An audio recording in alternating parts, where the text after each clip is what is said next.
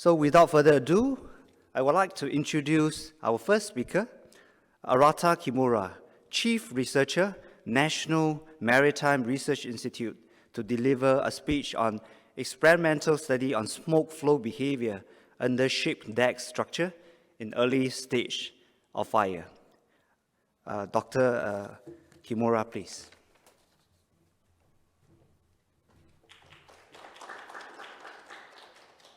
Thank you, Chairman. Good afternoon to all. My name is Arata Kimura in National Maritime Research Institute, Japan. Today, I'm going to talk about an experimental study of smoke flow characteristics under ship's deck structures, considering a smoldering fire which occurs in early stages of fire.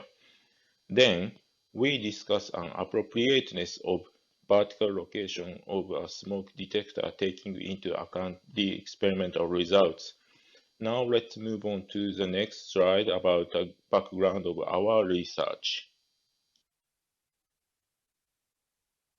In ships' cargo spaces carrying vehicles, fire has sometimes taken place. Safety measures against such fire is one of the leading topics discussed at the International Maritime Organization.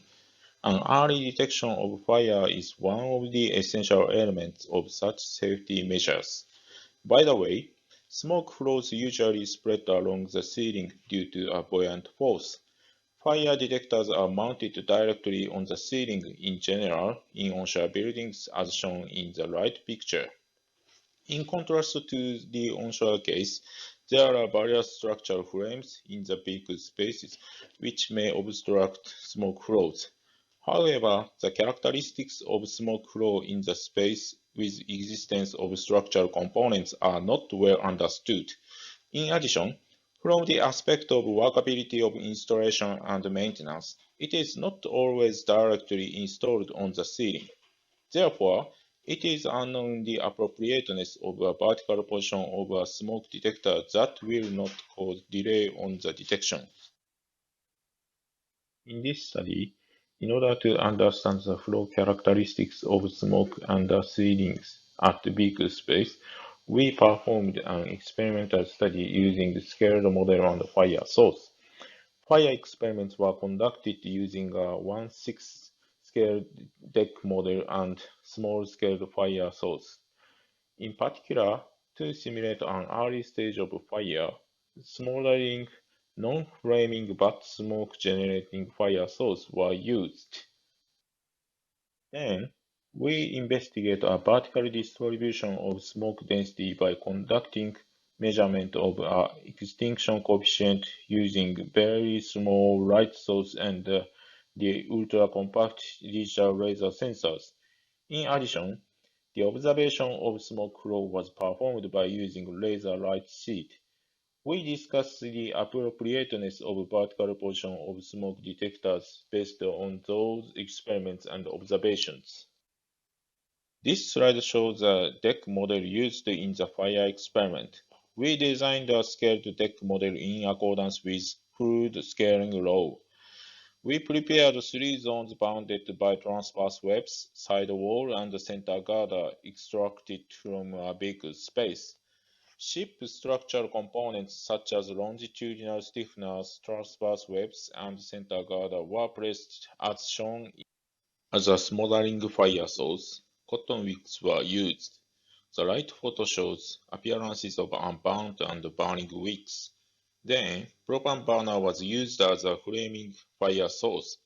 Since propane fire produces little smoke, smoldering cotton wicks was placed in the same space to visualize a thermal flow induced from the flaming fire. This table shows heat release rate converted as full-scale heat release rate of a flaming fire source is around 10 times higher than a smoldering fire source.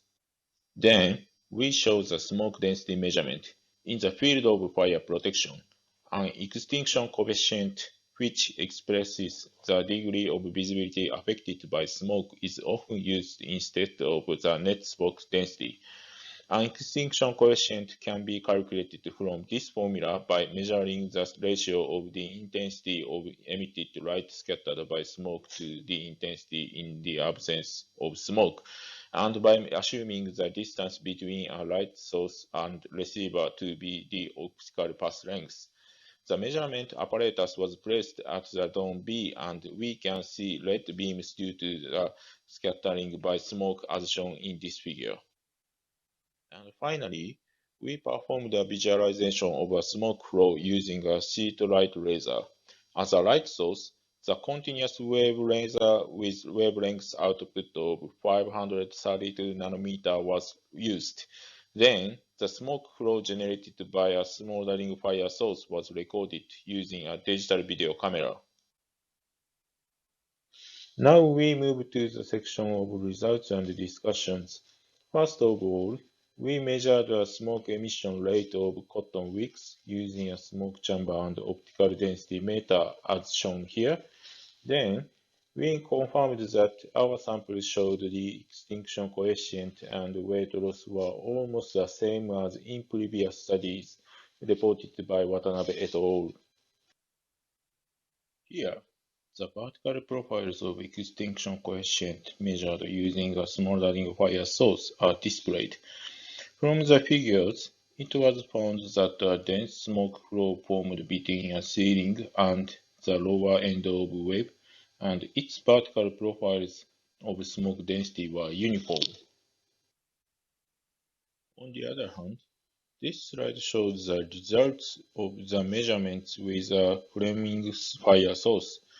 We can see dog-leg shape profiles with the apex of the vertical profile appearing near the center of the lower edges of the longitudinal stiffener and the transverse wave.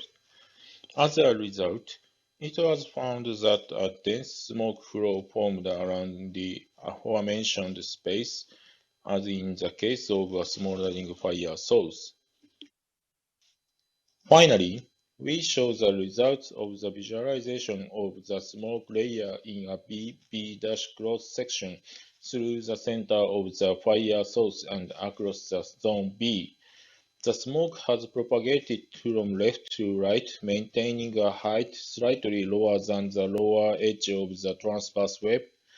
The results of the measurement of the vertical profile of extinction coefficient were consistent with the result of the visualization. Therefore, it can be said that a vertical position of smoke detectors does not significantly affect on a detection time, taking into account that detection of fire will not be delayed. Even if the smoke detector is not installed just on ceiling, as long as the detector exists at any position in the smoke flow. The following findings are obtained as a result of scaled model experiments using a test fire source, including the smoldering condition. The smoke originated from the smoldering fire source is slightly flowed under the longitudinal stiffener, and the smoke flow is slowed down by the obstruction of the longitudinal stiffener. In case of a flaming fire source, locally dense smoke flows were formed between a ceiling and lower end of waves. The vertical distribution of extinction coefficient showed a dog-leg shape in contrast to the case of the smoldering fire source. It is appropriate to install smoke detectors at the lower end of the longitudinal stiffener instead of installing the ceilings in peak spaces, for the reason that such vertical position of detectors is deemed not to cause significant delay of detection. That's all. Thank you for your attention. Finally, we would like to thank Mr. Kazuma Baba, undergraduate student at Yokohama National University, for his elaborate experimental works. We would like to thank Mr. Hiroshi Ueno of Nomi Bosai for his permission to use the experimental facility and for his cooperation in the measurement of the basic information on smoldering of the cotton wick. This research was financially supported by Japan Ship Technology Research Association.